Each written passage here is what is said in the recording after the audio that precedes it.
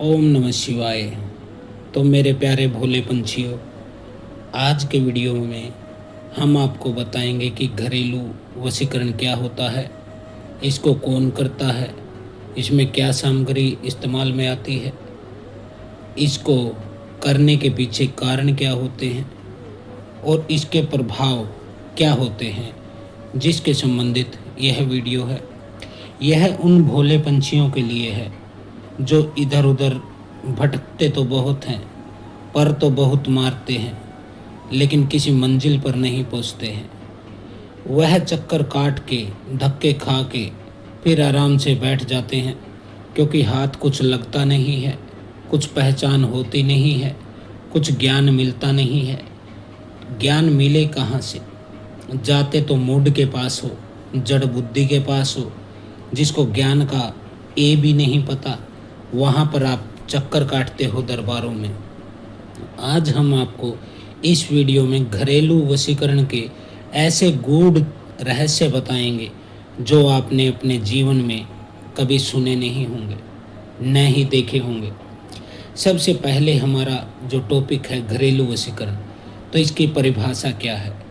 देखिए, जैसे कि इसका नाम है घरेलू वशीकरण, उसी तरह इसकी परिभाषा है। घरेलू वशीकरण उसे कहा जाता है जो एक ही परिवार के पारिवारिक सदस्यों के द्वारा एक दूसरे पर किया जाने वाला वशीकरण का प्रयोग है। यह षष्ठ कर्म में आता है, तंत्र का प्रयोग है। इसके द्वारा किसी सदस्य को वश में किया जाता है, वशीभूत किया जाता है। अब हम जान लेते हैं कि घरेलू वशीकरण होता क्या है। यह हमने जान लिया। यह जानते हैं कि इसके कारण क्या होते हैं। तो इसके कारण कुछ अलग तरह के होते हैं।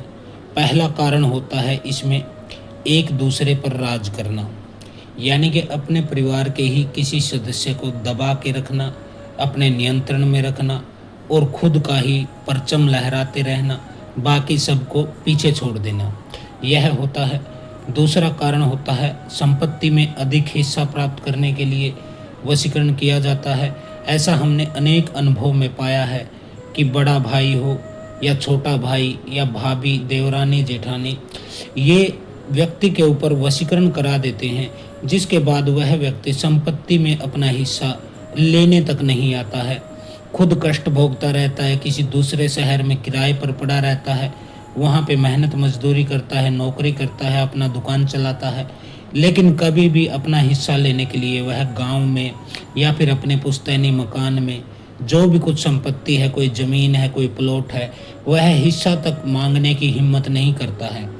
उसकी पत्नी बार बार बोलती है कि आपको जाना चाहिए, अपना हिस्सा मांगना चाहिए, अपना अधिकार, अपना हक जो है उसे न्यायपूर्ण तरीके से हासिल करना चाहिए।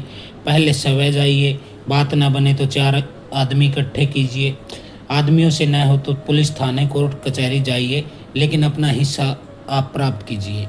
लेकिन वह व्यक्ति जो वश में हो गया है, वह इतनी हिम्मत नहीं कर पाता है कि एक बार जाके उनको ये बोल दे कि यहाँ मेरा कोई हिस्सा है भी या नहीं। तो यह अधिक हिस्सा प्राप्त करने का वशीकरण किया जाता है, संपत्ति हड़पने के लिए किया जाता है। इसके अलावा सबसे बड़ा जो कारण है वह हमारे देखे, जो हमारी नज़र में आया है, अनुभव में आया है, जो हमने अनेक लोगों के साथ देखा है, वह होता है अवैध संबंध बनाने के लिए वशीकरण किया जाता है। तो अवैध संबंध, इसमें आगे मैं इसकी परत को खोलूँगा कि कौन कराता है अवैध संबंध का। अब हम जान लेते हैं कि यह जो घरेलू वशीकरण होता है, इसको कौन करवाता है। तो इसके मैं पॉइंट दर पॉइंट आपको इसकी कड़ियों को खोलूँगा। अगर आपके भीतर 1% भी बुद्धि है, विवेक है, कोई प्रज्ञा का कोई एक छोटा सा कण भी है, तो आप समझ जाएंगे कि मेरी बात का महत्व क्या है। तो नंबर 1 पर आता है ससुर। ससुर सभी के घर में होता है। ससुर अपने बहू पर और बेटे पर यह वशीकरण का मामला करा देता है। अनेक हमारे पास लोग आए हैं जिसमें कि लड़का शराब आदि के नशे में लिप्त रहता था, नई नई शादी हुई थी, वह नशों के पीछे फिरता था, पत्नी को संतुष्ट नहीं कर पाया, प्यार नहीं दे पाया, उसको इतना विश्वास नहीं दिला पाया कि मैं तुम्हें जीवन भर खुश रखूँगा, तुम्हारी ज़रूरतों को पूरा करूँगा और पूर्ण रूप से तुम्हें प्यार करूँगा। ऐसी स्थितियों में ससुर के द्वारा हमने वशीकरणों को पकड़ा है और तोड़ा है। ससुर ने अपनी बहू के ऊपर ही वशीकरण करा दिया है और उन दोनों के बीच में अवैध संबंध का रिश्ता शुरू हो गया है। अब वह लड़का जिसकी वह पत्नी है, वह इधर उधर भटकता है, उसके घर में कोई कदर नहीं, कोई पूछ नहीं।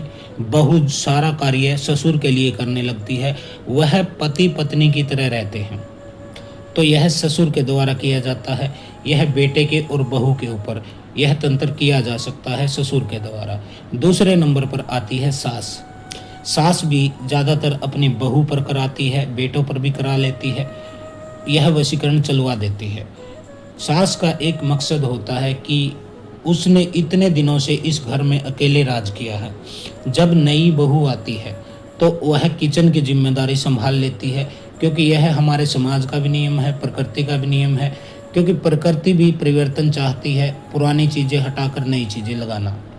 तो जब बहू किचन में अपना हाथ फैला देती है, पसार देती है, खुद को स्थापित कर लेती है, तब सास को अड़चन होने लगती है कि आज किचन मेरे हाथ से छिन गया है, कल को तिजोरी की चाबी भी छिन जाएगी, मेरी चौधर खत्म हो जाएगी, मेरा घर पे प्रभुत्व खत्म हो जाएगा, मुझे कोई पूछता नहीं है, बेटा पूछता नहीं है, बहू पूछता नहीं है, दोनों साँठ गाँठ करके घर को चला रहे हैं। ऐसी स्थितियों में सास चाहती है कि मेरी सभी बहू मेरे कंट्रोल में रहें और मेरे दब के रहें, मेरे एक दास की तरह मेरी सेवा करें। तो ऐसी स्थितियों में सास बेटे और बहू पर करा सकती है। बहू एक हो सकती है, दो हो सकती है, तीन हो सकती है। सास ऐसा जाल जरूर फेंकती है। मैं 100% नहीं कह रहा हूँ कि 100% सास बुरी होती है।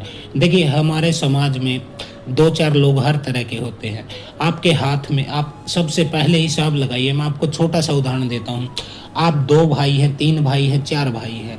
सभी भाइयों की सोच अलग है, सभी भाइयों की क्रिया अलग है, सभी भाइयों के विचार अलग है, स्वभाव अलग है।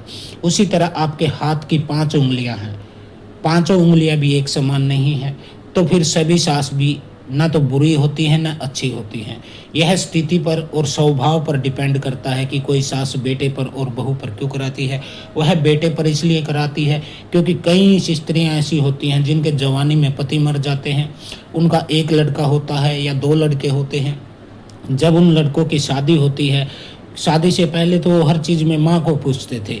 घर पे आते तो गेट से ही चिल्लाने लगते थे कि माँ मैं आ गया, माँ खाना दो, माँ नहाना है, माँ ये करना है। लेकिन जब बहू आ जाती है तो यह चीज़ें बदल जाती हैं।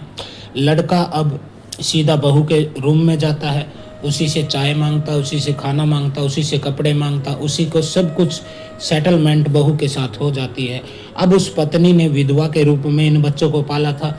उसके मन में अनेक सपने थे कि मेरे बेटा जब बड़ा हो जाएगा तो मेरे ये सपने पूरे करेगा, वो करेगा, मुझे ऐसे खुश रखेगा, मुझे ये करेगा, क्योंकि पति का सुख उसने देखा नहीं। अब उसका सारा ध्यान, सारी ऊर्जा, सारी चेतना बेटे पर केंद्रित हो जाती है कि यह बेटा मेरा करेगा। लेकिन उसके सपने तब धीरे धीरे टूटने लग जाते हैं जब बेटा बहू के चक्कर में ज़्यादा उलझ जाता है और माँ को भूल जाता है।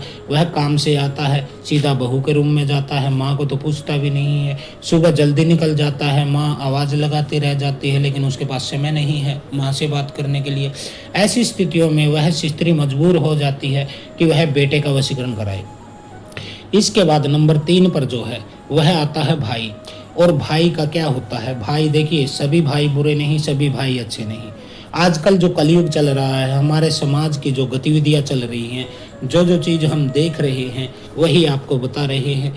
कई भाई ऐसे होते हैं जो पूरे व्यवसाय पर स्व कब्जा करना चाहते हैं और कई मामले हमारे पास आए हैं जिसमें तो पूरा कब्जा कर भी चुके हैं। किसी का गैराज था, उसने दूसरे भाई के ऊपर तंत्र क्रिया कराई, वशीभूत कर दिया उसको। उसके बीवी बच्चे भी चिल्लाते रहे कि ये हमारा भी हिस्सा है, हमारा भी हिस्सा है।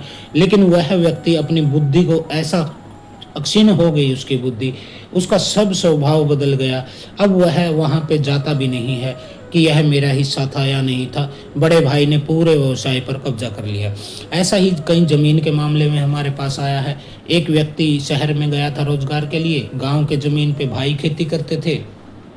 कुछ समय बाद भाई ने पूर्ण अधिकार उस खेत पर कर लिया। अब वह उसका कोई रेंट, कोई पट्टा, कोई रेंट, कोई ठेका, कोई पैसा भी नहीं देता है और पूरी ज़मीन पर स्वयं काश्त करता है, खेती करता है, उस पर अपना जो है कमाई करता है।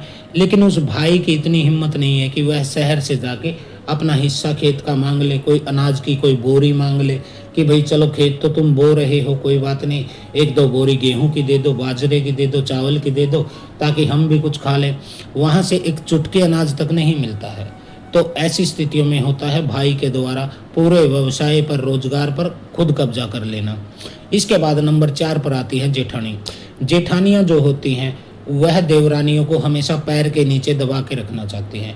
अधिकतर जेठानियाँ जो होती हैं उसके देवर के साथ मधुर संबंध होते हैं, क्योंकि देवर जब कुंवारा होता है तो खाना वाना, कपड़े धोना सब भाभी करती है, और भाभी मीठी मीठी बातों में जलेबी की जैसी मीठी मीठी गोल गोल बातें घुमाकर उस देवर को अपने कंट्रोल में कर लेती हैं। जब तक उसकी शादी नहीं होती उसकी कमाई को खुद खाती हैं, उससे गिफ्ट लेती हैं, पैसे लेती हैं। लेकिन जब उस लड़के की शादी हो जाती है तब उसकी पत्नी को यह अच्छा नहीं लगता। वह बोलती है कि तुम्हारी शादी तो मेरे साथ हुई है, लेकिन तुम मुझसे ज़्यादा भाभी का ध्यान क्यों रखते हो, उसके लिए गिफ्ट लाते हो, हर चीज़ उसके लिए लाते हो, मेरी तो तुम कोई कदर नहीं करते हो, पूछते नहीं, घर पे आते ही भाभी भाभी चिल्लाते हो। कभी मेरी तरफ भी प्रेम से देख लिया करो, भाभी से इतने प्रेम से बात करते हो, लेकिन मैं जब बोलती हूँ तो मेरे ऊपर चिल्ला के आते हो, तुम मेरे सर को फोड़ने के लिए दौड़ते हो। तो इस तरह से होता है। जेठानी जो होती है वह अपने देवर को कंट्रोल में करने के लिए वशीकरण करा देती है।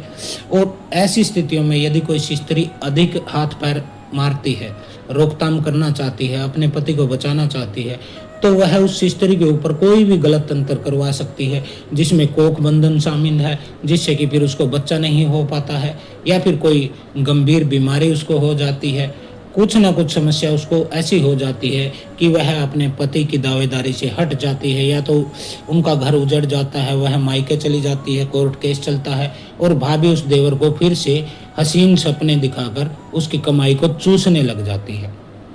वह चाहती है कि इसका बच्चा भी न हो, और इसका बच्चा न हो तो इनकी संपत्ति, प्रॉपर्टी, प्लाट, जमीन, जो कुछ भी है, हिस्सा है, चाहे वह 10 फुट है, चाहे वह 10,000 फुट है, वह मेरे बच्चों के नाम आ जाए। इस तरह से जेठानी करवाती हैं। अब नंबर 5 पर आती हैं देवरानी। देवरानी कौन होती हैं? देवरानी होती हैं जिनकी शादी आपके बाद हुई है, वो आपसे रिश्ते में छोटी बहू होती हैं। वह भी अपने घर से कुछ ले आती हैं, क्योंकि घर में भी आजकल माँ उनकी चालाक बैठी हुई है, और पढ़ी लिखी आजकल सब आती ही हैं, चतुर आती ही है। कॉलेजों में धक्के खाकर जीन्स की पैंट पहनकर घर से सूट पहन के जाती, बैग में जीन्स और टॉप ले जाती। अब घर से बाहर निकली कि गांव मोहल्ले से निकली कि जीन्स पहन लिया, चश्मा लगा लिया। इस तरह की आजकल नई नई बहू आ रही हैं। तो ऐसे में जो देवरानी आती है वह चाहती है कि पूरा घर मेरे कंट्रोल में रहे, ससुर भी मेरी माने, सास भी मेरी माने, देवर जो जेठ है, जेठानी है, उनको भी मैं अपना वो करूं, अपनी शक्ति का प्रदर्शन करूं, मैं सब जगह मेरी पूछ हो। तो ऐसे में देवरानी भी करा देती हैं। और ये देवरानियाँ कराती किस पे हैं? नंबर 6 पर हैं उनकी माँ, बहू की माँ। शादी के बाद जब बहू ससुराल में आती है तो उसकी माँ उसको सिखाना शुरू कर देती है कि जाते ही ये करना, वो करना, सबको अपने कंट्रोल में ले लेना। तो इस तरह से वह कुछ चीज़ें उसको देती है कि जिससे कि उसका ससुराल पर पूरा अधिकार हो जाए। अब वहाँ से पैसे और जेवर पीहर भेजना शुरू कर दे, घंटों घंटों तक माँ से फ़ोन पे बात करती रहे, आपके घर में ध्यान न दे, तो समझ जाना कि माँ के साथ ही इसका कोई साठ गांठ हो गई है, जिसकी वजह से यह हो रहा है। अब हम बात कर लेते हैं यह सामग्री क्या क्या इसमें इस्तेमाल होती है। तो इसमें ज़्यादातर भस्म होती है, जिसे भभूत भी बोला जाता है, राख भी बोला जाता है, उड़द के दाने होते हैं, लौंग इलायची हो सकता है, मिठाई हो सकता है, इस तरह की चीज़ें इस्तेमाल की जाती हैं। अब यह हम जान लेते हैं कि इन चीज़ों को लाया कहाँ से जाता है। तो देखिए, छोटे मोटे ओझा बैठे हैं, भोपा बैठे हैं, चौकी बैठक वाले, दरबार वाले बैठे हैं, वहाँ पे वह लड़की को लेकर उसकी माँ जाती है और बोलती है कि बेटी को सास परेशान करती है, जेठानी सताती है, पति पैसा नहीं देता है, प्यार नहीं करता है।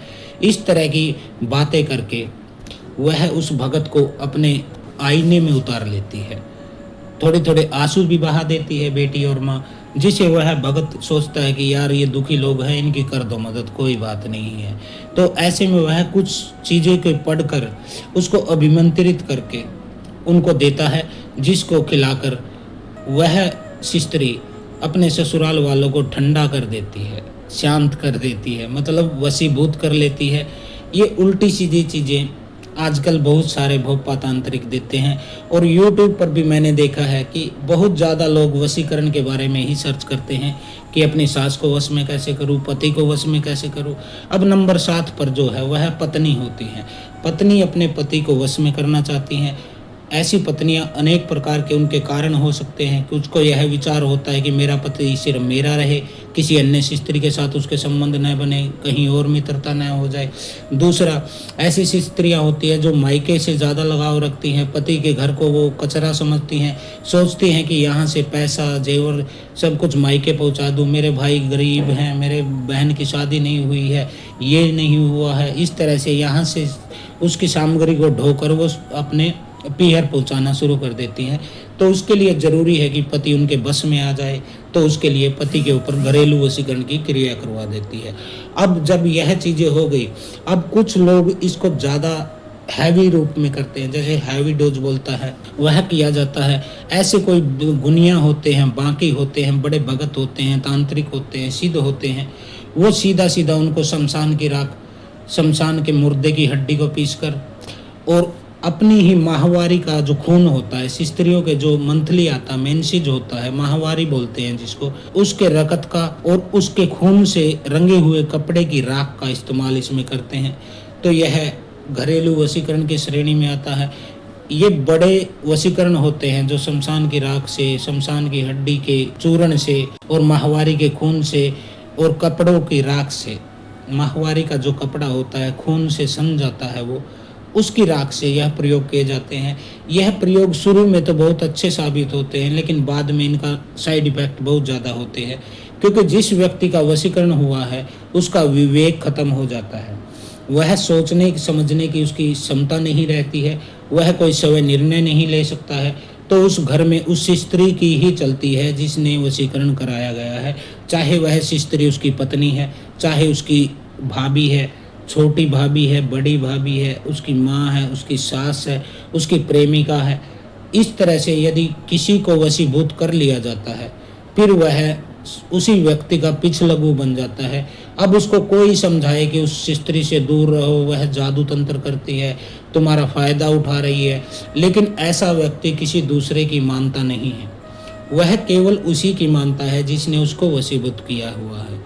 तो आज के वीडियो में हमने आपको घरेलू वशीकरण के बारे में बताया।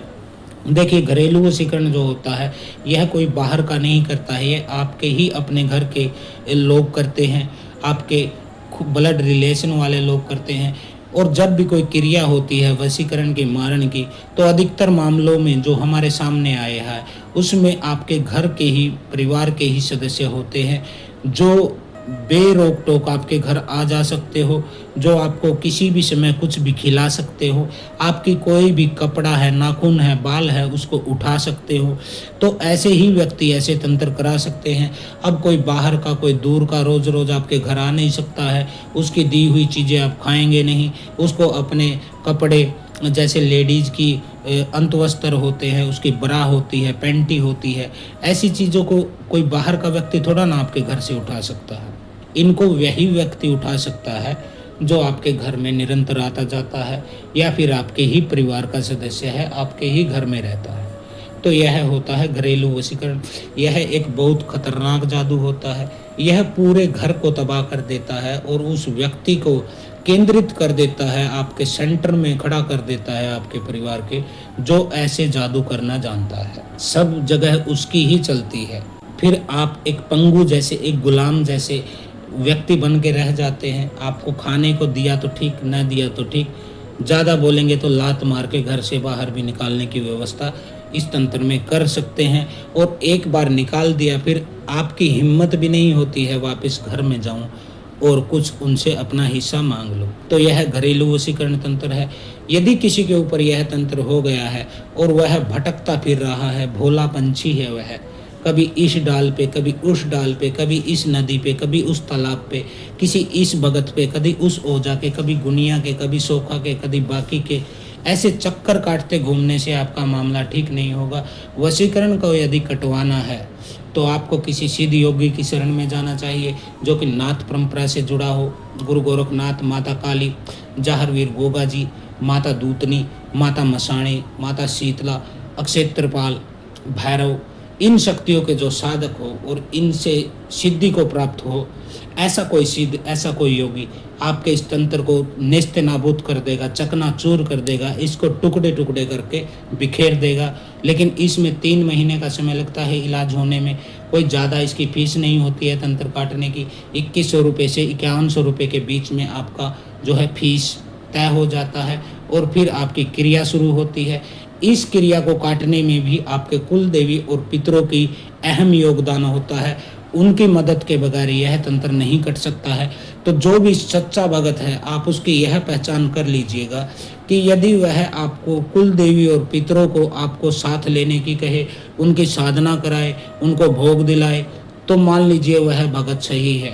और यदि कोई बोलता है कि मैं पढ़ने को कोई ताबीज़ दे दूंगा, पीने को कोई ताबीज़ दे दूंगा कि पानी में घोल के पी लेना, कोई अभिमंत्रित राख दे दूंगा, कोई ताबीज़ दे दूंगा, उससे वशीकरण कट जाएगा, तो इतना जान लीजिए यह मूर्खतापूर्ण बातें हैं। इससे कभी आपका भला नहीं हो सकता है, न ही वह तंत्र कट सकता है। वशीकरण काटने के लिए आपके कुल देवी पितरों को खड़ा करना पड़ेगा, शुद्ध रूप में स्थापित करना पड़ेगा। आपके खिलाई गई चीज़ है जो, उसको जड़ी बूटी के माध्यम से, उल्टी या दस्त के माध्यम से बाहर निकाला जाता है। इसके बाद आपको मंत्र जाप दिया जाता है और जो शक्ति आपके भीतर रह गई है, देखिए चीज़ तो निकल गई, उड़द थी, भस्म थी, हड्डी थी, वह तो जड़ी बूटी से निकल जाती है, तुरंत निकल जाती है, 3 घंटे के भीतर निकल जाती है। लेकिन उसके साथ जो शक्ति आई थी, जो प्रेत आया था, जो भी क्रिया आई थी, मसानी क्रिया हो, वशीकरण की जो भी मरगट की शक्तियाँ थी, वह शक्तियाँ आपके शरीर में बनी रहती हैं। उन्होंने आपके शरीर में स्थान बना लिया है। अब वह चीज़ तो निकल गई जो आपकी नाभि में अटकी थी, खिलाई पिलाई, कोई मिठाई थी, कोई फल था, कुछ भी था, एनिमल लौंग था, वह तो निकल गया, लेकिन वह शक्ति आपके शरीर में बैठ जाती है निवास बना के। अब उसको हटाने के लिए आपके 3 उतारे अनिवार्य होते हैं। यह उतारे माता मसाणी के हो सकते हैं, आंसू मैत्राणी के हो सकते हैं, इसके अलावा किसी घाट की घटवारन के हो सकते हैं, देवी के हो सकते हैं, मसाणी के हो सकते हैं, मसान के हो सकते हैं। तो इनके द्वारा उतारा करके आपके भीतर से उस शक्ति को भी निकाला जाता है और उसको बाहर कहीं रख के आया जाता है। अब वह शक्ति बाहर चली जाती है, उसके बाद आपके कुल देवी और पितरों को स्थापित किया जाता है ताकि वह शक्ति दोबारा आपके घर में न घुस पाए। तो ऐसा होता है, तब आपका पूर्ण इलाज होता है। यदि आपको कोई सही भगत नहीं मिल रहा है तो हमारा नंबर इस पे लिखा है स्क्रीन पे, आप हमें व्हाट्सएप के द्वारा अपनी जानकारी दे सकते हैं और अपना इलाज करा सकते हैं। अब मैसेज यह करने के लिए मत करना कि गुरुजी यह बता दीजिए यह किसने किया है। तो देखिए, हमारे जो तंत्र के नियम हैं, हमारे गुरु के जो हमारे ऊपर नियम हैं, उनके अनुसार हम किसी को, आपको नाम, किसी की पहचान हम आपको नहीं बता सकते हैं, नहीं बता सकते हैं, नहीं बता सकते हैं। हम कभी भी आपको ये नहीं बताएंगे कि यह तंत्र किसने किया है, ठीक है। हमें इस चीज़ से कोई लेना देना नहीं है। हम किसी का घर नहीं उजड़वाना चाहते हैं। हम खाली इतना कर सकते हैं, आपके भीतर जो चीज़ है उसको निकाल दें, जो शक्ति है उसको हटा दें, आपके कुल देवी पितरों को शुद्ध रूप में स्थापित कर दें ताकि वह दोबारा आपके साथ कोई समस्या न होने दे। क्योंकि यह तंत्र क्रिया होती है जो, यह तभी आपके ऊपर होती है या तो आपके कुल देवी रुष्ट है या आपके पितर बंधन में है, तभी कोई शक्ति आपके घर में घुस सकती है। या फिर आपके ही घर का कोई सदस्य, कोई चीज़, अभिमंत्रित चीज़, कोई पढ़ा के चीज़, कोई भस्म है, कोई पानी है, कोई फल है, कोई मिठाई है, इस तरह की चीज़ खुद अपने हाथ में लेके आपके घर में आके आपको खिलाए, तब यह तंत्र आपके ऊपर हो सकता है। क्योंकि जो आपके फैमिली का सदस्य है वह भी उसी घर में रहता है, उसी घर में जन्म लिया है। कुल देवी और पितरों के लिए वह भी आपके समान ही है। यदि आप कुल देवी पितर के बेटे हैं तो वह भी कुल देवी पितर का बेटा है, आपका भाई है, माँ है, जेठानी है, देवरानी है, आपकी सास है, वह भी तो उसी घर की है। तो कुल देवी पितर उसे नहीं रोक सकते हैं, उसको घर में आना ही होता है और वह अपने साथ किसी भी शक्ति को खिलाए पिलाए के माध्यम से आपके घर में ला सकती है। या फिर आपका कोई कपड़ा, बाल, नाखून है, आपकी लिपस्टिक है, आपके रुमाल है, आपकी घड़ी है, आपकी जुराब है, आपकी पायल है, कोई भी चीज़ वह घर से ले जाकर तांत्रिक को दे सकती है। तो यह घरेलू वशीकरण की क्रिया होती है, इससे सावधान हो जाइए। आजकल के कलयुग में यह बहुत कुछ चल रहा है। यदि आपको थोड़ा बहुत भी कोई शक है तो अपनी चेकिंग ज़रूर कराएं। व्हाट्सएप पे नंबर दिया गया है, आप अपना शहर का नाम, अपना नाम, अपने पिता या पति का नाम, अपना गोत्र और उम्र, यह चीज़ हमें व्हाट्सएप पर भेजेंगे। उसके बाद जब भी आपका नंबर आएगा, 1 घंटे में, 2 घंटे में, 4 घंटे में वीडियो कॉल के माध्यम से हम आपको चेक करके आपको देख सकते हैं कि आपके साथ कोई वशीकरण हुआ है, कोई मारण हुआ है, कोई सम्मोहन हुआ है, उचाटन हुआ है, विद्वेषण हुआ है या फिर स्तंभन हो गया है। स्तंभन का मतलब गर्भ स्तंभन, कोख का बंधन, संतान न होने देना।